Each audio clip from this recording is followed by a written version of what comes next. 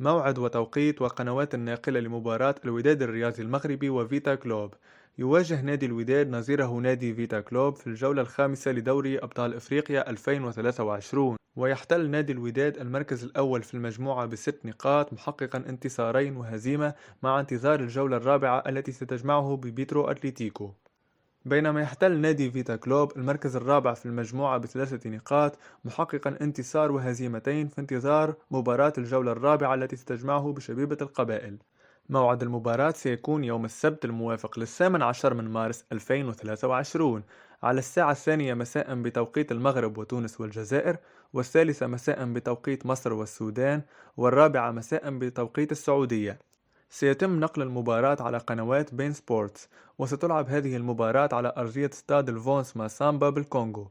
ما هي توقعاتكم لنتيجة مباراة الوداد الرياضي وفيتا كلوب؟ لا تنسوا الإعجاب بالفيديو والاشتراك بالقناة ليصلكم كل ما هو جديد، وشكرا.